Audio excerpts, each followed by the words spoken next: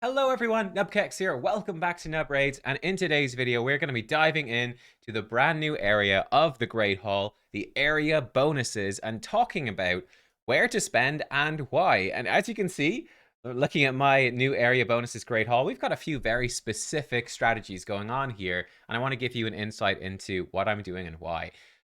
Tip number one, or interesting thing number one that is different between, I think, these two is if we look at accuracy, for example.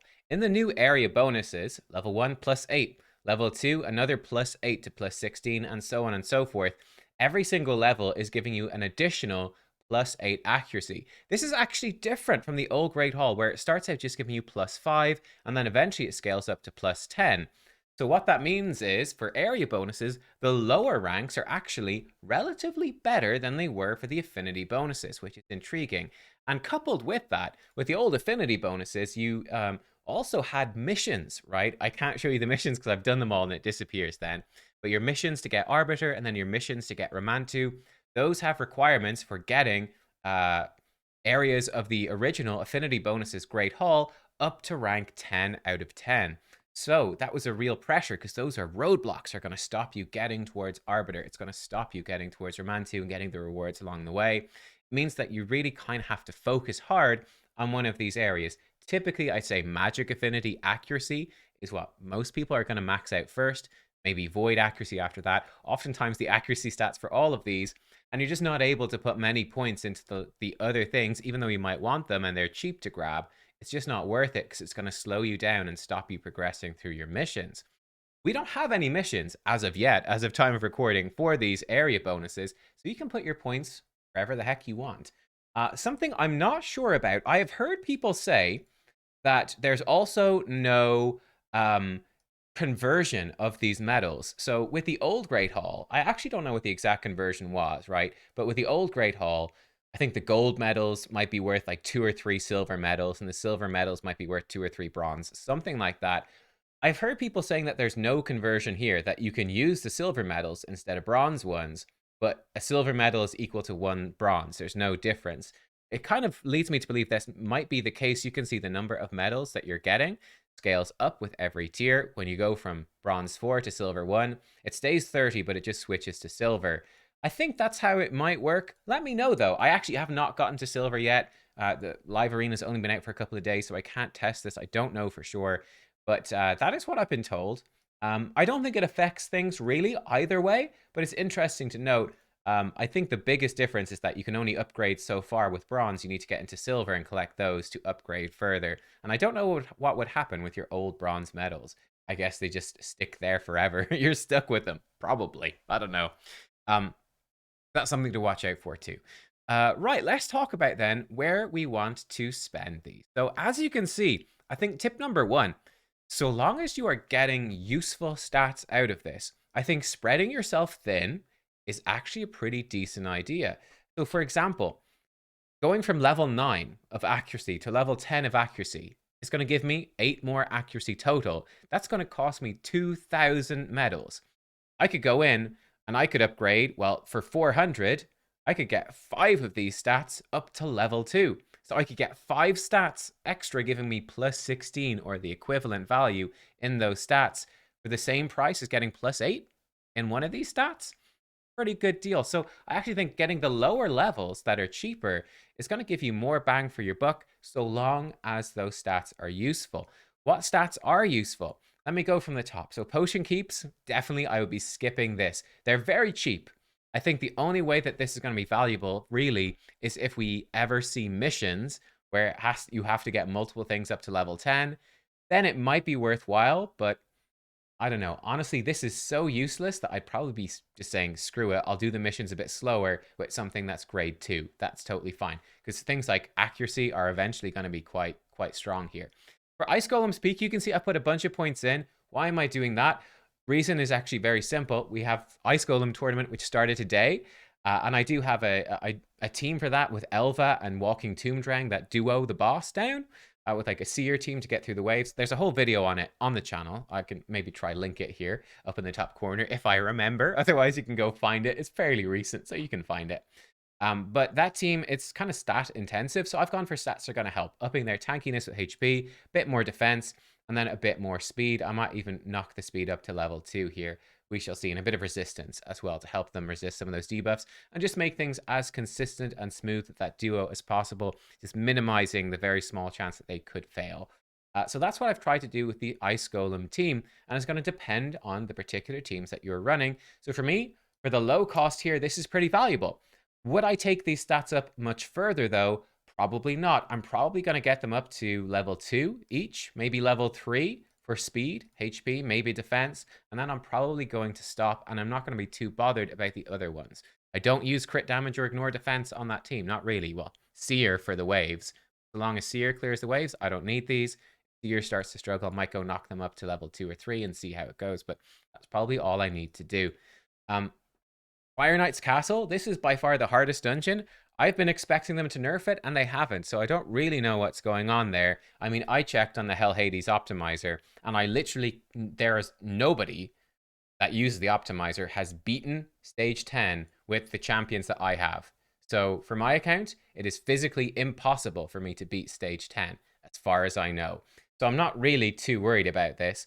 I will say that Fire Knight, though, has some of the best gear sets in the game, and is quite valuable to farm. So this is one that I would look into upgrading. You can see I'm putting some points in just on the off chance, or at least helping me to farm even the lower stages a bit more efficiently. So upping my speed and accuracy so that we can, run a freeze team more efficiently for the lower stages of the boss.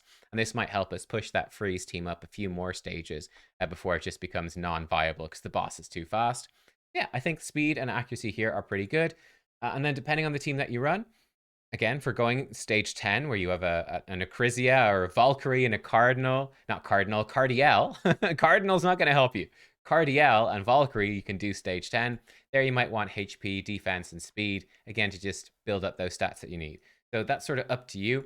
Dragon's Lair, I think Dragon's Lair is pretty easy. I'd say for this one, probably accuracy is one to look at. And this is something that goes for all the dungeons, right? Accuracy may not be super valuable now, but this is something that's, if you don't need to invest your tokens right now, you might want to save them just in case, because we know that there are more stages of these dungeons coming. Almost definitely. There's 10 stages right now. There's almost definitely going to be probably 25 in total. And the requirements for these dungeons up to stage 20, then up to stage 25, are probably going to be pretty tough. So you might well need this accuracy stuff, or you might be needing to run champions like, well, the Razzlevarg Fusion, right, that are giving you increased accuracy. We shall see. For me, I'm not too worried. I got Supreme Kale from the guaranteed event, who brings the poisons and increase accuracy, decrease resistance. So I'm pretty confident I can skip this one, maybe upping the speed and the HP a little bit, but I'm pretty confident to leave dragons for now. And it's not a super important dungeon to farm anyway. Most of the sets are kind of rubbish. It's only really speed, and I don't really care too much about that, to be honest. Spider's Den, I think, is the second.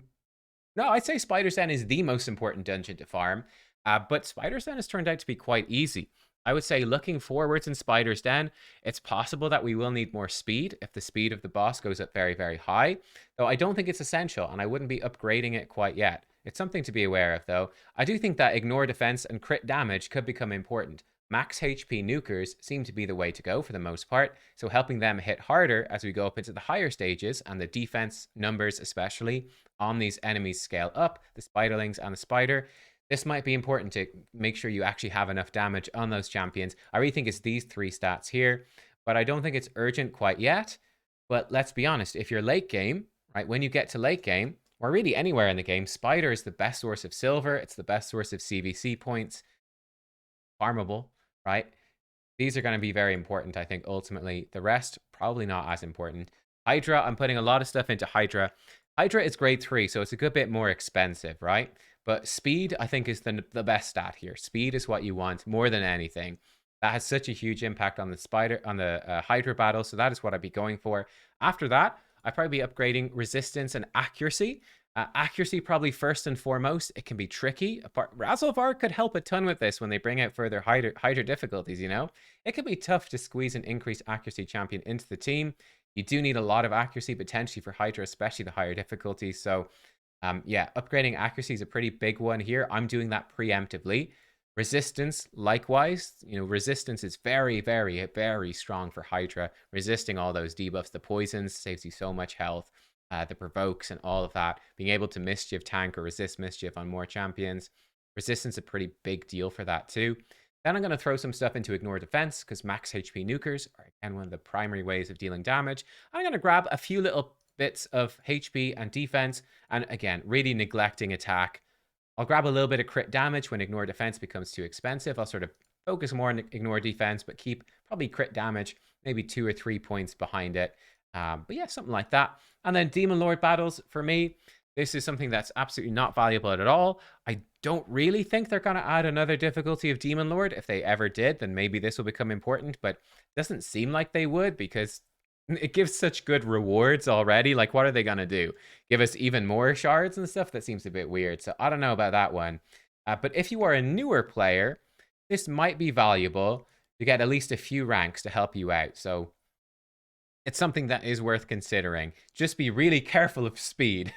If you upgrade speed on Demon Lord, it can really mess with some of your speed tunes. So always be very careful to be including this bonus speed when you're figuring out what speeds to run your champions at. That would be my advice. Again, for Demon Lord, probably getting enough accuracy is going to help you early game. So that's maybe where I'd be focusing my tokens if I was an early game player. When you don't have like your affinity bonuses accuracy built up, that can really help you out. You don't have good banners on your champions. That can be very, very helpful. A little bit of speed can be helpful as well. I'd probably take it up to maybe, maybe level 2 or 3, just a little bit extra, but always be factoring it in. And then if you're building a killable team, of course, defense and HP are good. If you're building an unkillable team, any of the damage stats are good. Personally, because this is so expensive, I might look to get the useful stats for you up to level 3 or so. And then I might be honestly looking at stopping and pumping stuff into the other areas. I just don't think the Demon Lord stuff is going to be super worthwhile, apart from accuracy, which you could still do. It's not going to be super worthwhile for you to pump them up like all the way, would be my thoughts on it. It's going to be so expensive. And you're going to miss out on a lot of like Hydra upgrading and the dungeons too, which are going to be more long-term viable. Yeah, those are my thoughts. Let me know what you think though, guys. I'm curious what strategies you are going for. As you can see, I'm going for the spread myself pretty thin at this point, and then probably focusing a bit harder in on the Hydra, preparing for new Hydra difficulties, which I think are almost certain. And like I said, yes, probably switching more into accuracy in some of these dungeons to prepare for future dungeon difficulties, which we also know are coming. There we go. I hope you enjoyed the video. I hope it was helpful and certainly interesting, and hopefully we got some good discussion in the comments to help out as well. Give it a thumbs up if you enjoyed. Make sure to like, comment, subscribe, whatever. You get it. I'll see you all next time. Thanks for watching, guys. Goodbye.